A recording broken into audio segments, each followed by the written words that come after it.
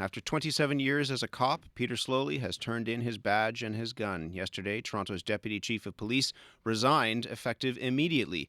This comes just weeks after he was in the news for comments he made at a youth forum about the need for transformation in policing and concerns around public trust with police. Peter Sloly is with me in studio. Good morning. Good morning, Matt. Why are you leaving and why now?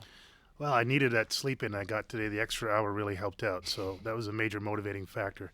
No, Matt, it's the right time for me, and there's some amazing opportunities that have been presented to me over the last couple of months. I need to be able to focus on those things and not be encumbered by my responsibilities and contractual responsibilities with the Toronto Police Service. So I needed to make that break so I could move forward in my life. And also it was the right time in terms of the transition for leadership. I'd given almost a full year to the service to make sure that there was a strong and stable transition.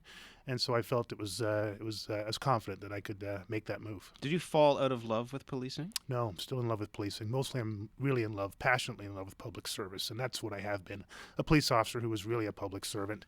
And I continue to serve the public. I sit on many of the boards in the local, national, and international way. I'll continue to serve the public in the best way I can. I love the city, and I'm going to continue to contribute to it in every way possible. You were very clear yesterday in saying that you're leaving on your own terms. Why did you feel the need to stress that? Because I think it's important in life that you do the things that you need to do on your own terms. You don't always control the circumstances of your life, and I've had circumstances in my life that were well beyond my control. But whenever possible, I think people should try to make sure that they can hold their head high and be confident about the decisions they make and then move forward in a confident manner. And that's why I stress it then and I stress it today. But did you need to say it in part because people suspected you'd been pushed out of the force? Well, people have a whole bunch of suspicions, and I was in the suspicion business for 27 years, so I can understand that. But I can only speak what I know to be the truth, and that's why I think I have been successful. I speak from the heart with as much authenticity as I possibly can. It's the right time, and I leave on my own terms. How disappointing was it for you to be passed over as chief of police? Yeah, it was disappointing. It wasn't devastating. And I've had disappointments and I've had devastations in my life. And I can tell you, in every one of those cases, you just got to, figure out what went on and figure out how you're going to go forward and move on. And in every case, I did that. What to you was most disappointing about not getting that job? I had some dreams, I had some plans, I had some ideas. Dreams like what? Well, dreams like being able to lead this great police service, the best police service in the world. Dreams of being able to pass on a legacy to this city, and dreams of being able to speak about that time with my family. But I also have a whole bunch of other great dreams and a whole bunch of other great opportunities to build a personal legacy and hopefully contribute to the legacy of other great institutions like the Toronto Police Service. Headline in the Toronto Star this morning says Sloly was too progressive for the Toronto Police. Do you agree?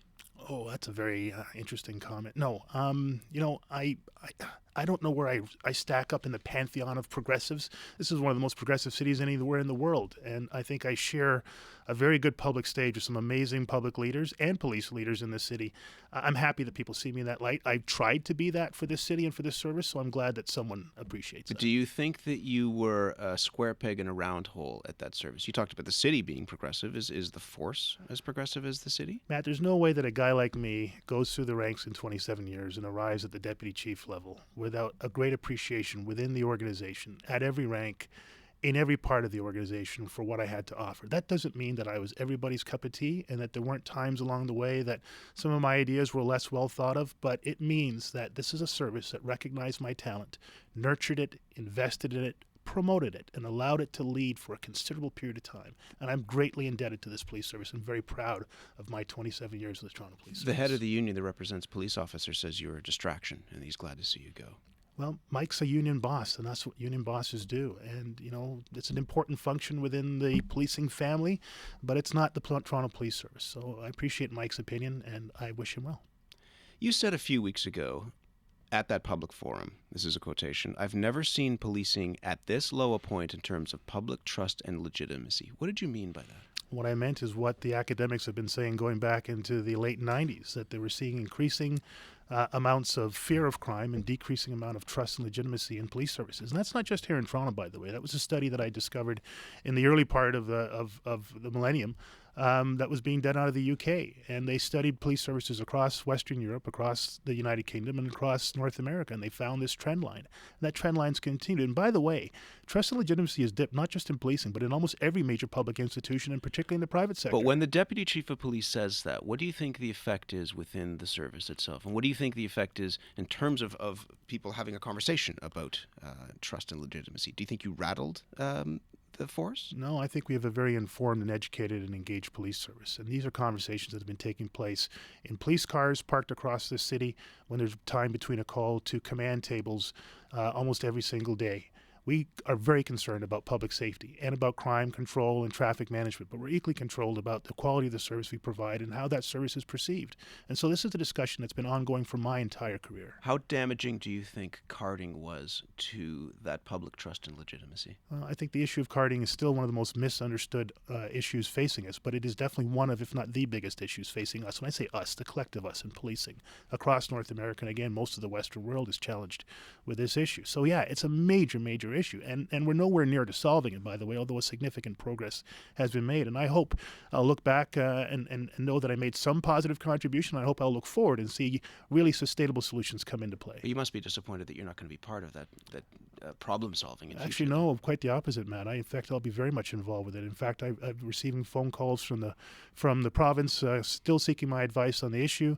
I'm still part of amazing groups like Civic Action GTA who advocate around a more progressive and inclusive civil society. I'm still sitting within a phone call's reach of many people who will be involved in decision making around this issue going forward, and I hope to still contribute to it indirectly. Peter Sloly is my guest in this half hour.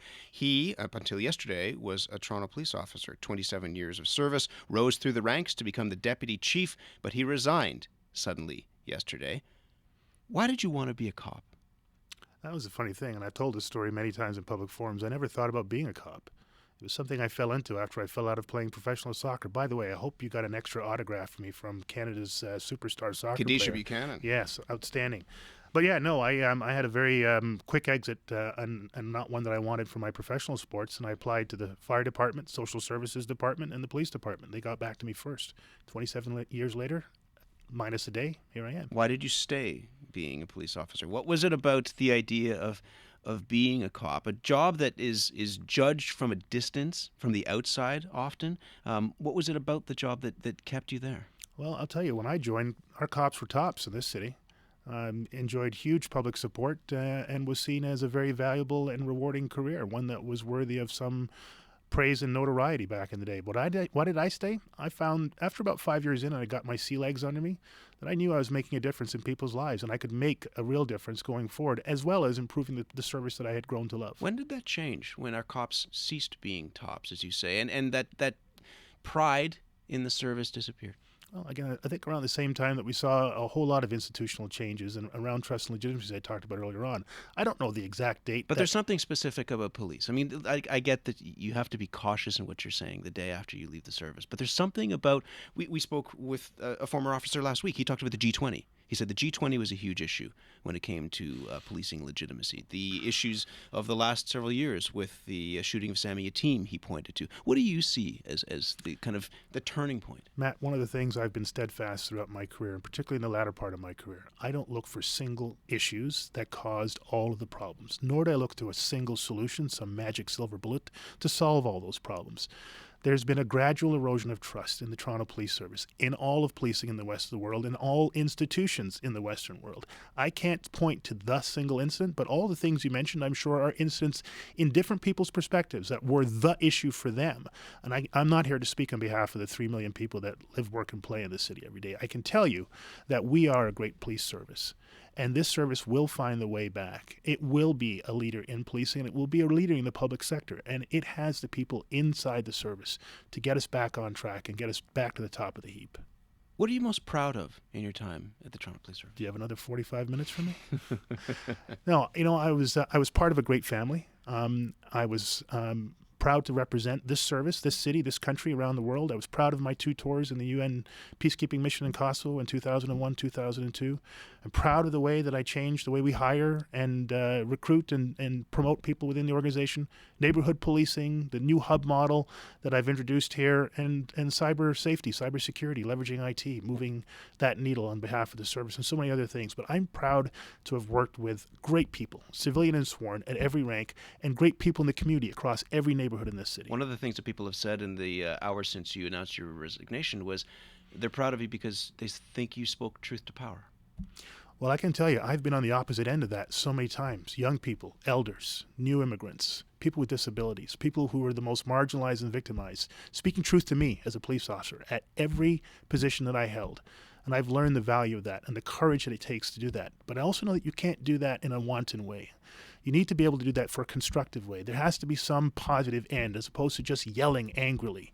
There has to be some constructive element to it. So while there's speaking truth to power, there's got to be some integrity behind that. What was it like when you handed in your badge?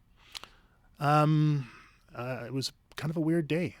It wasn't the handing in the badge. I have to tell you, it wasn't the turning over the gun or the key fob to the computer system. It was the line of people outside my door, people who I've worked with for my entire career. It was emails from as far away as Australia for people I worked with internationally. It was community members tweeting and putting up Facebooks. It was former teammates from the Toronto Blizzard days putting up a picture of me when I looked a little better at 18 years old. It was an amazing day, and quite frankly, the thing I remember most, other than eating my last California sandwich before going out the door, was getting home and having a fist bump from my 9-year-old and a rather messy hug from my 22-month-old. And what are you going to do next to help this city? You love this town, and you've been involved in all the things you mentioned, city building, etc. What are you going to do next? Get home quickly, get my daughter to school, and do the parent-teacher interview tonight. After that, I'm going to be sitting on LinkedIn and updating my profile and hoping that some really good offers come in. But you will have a role in city building? Yeah, I think, again, a lot of the calls I got from yesterday were the city builders, elected officials and non-elected officials all across the city saying, Peter, are you going to stay involved? Can we still reach you? What's your new contact information? Which I'm not going to give out over the air right now, but can you still stay involved with what we're doing? And absolutely, yes, I will. I have enjoyed having you here and being accountable when we needed somebody to be accountable, and speaking about the city when we needed an insight into policing. And we will chat again in whatever it is that you're going to do next. Thanks. Yeah, absolutely. Thank you. God bless. Peter Sloly was the Deputy Chief of the Toronto Police Service. He resigned yesterday after a 27-year career with the service.